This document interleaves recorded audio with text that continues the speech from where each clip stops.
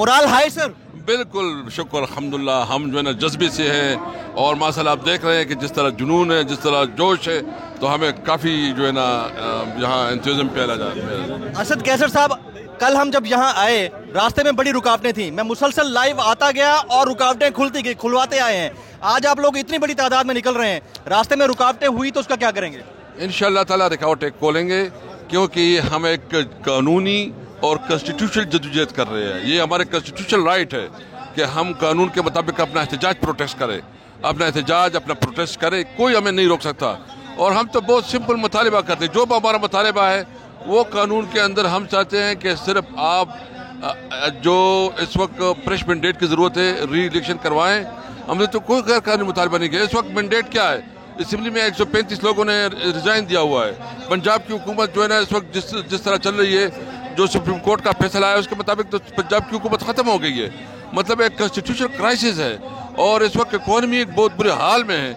हम सिर्फ ये मुतालबा करते हैं कि री इलेक्शन करा दो, ताकि जो मैंडेट अब जिसको देना चाहे उसको मैंडेट मिले, फ्री एंड फ्री इलेक्शन हो।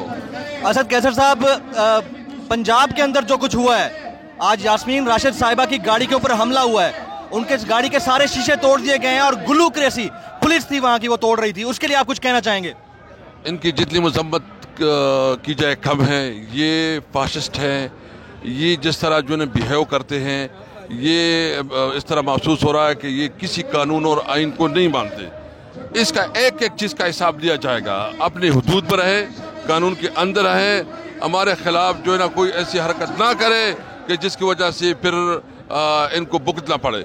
मैं इनको क्लियर कट शहबाज शरीफ को कहना चाहता हूँ कि आएँ, अगर आपका इतना बड़ा आप समझते हैं कि आप बड़े पॉपुलर हैं और आपके पंजाब में बड़े, तो आए इलेक्शन करवाएं, दूध का दूध पानी का पानी हो जाएगा। असद कैसर साहब, आप सिर्फ एहतजाज करने जा रहे हैं, जलसा होगा या आप धरना होगा, जीना होगा मरना होगा, धरना होगा धरना होगा? जब तक ये इलेक्शन का ऐलान नहीं करते वहाँ हम इस्लामाबाद में रहेंगे।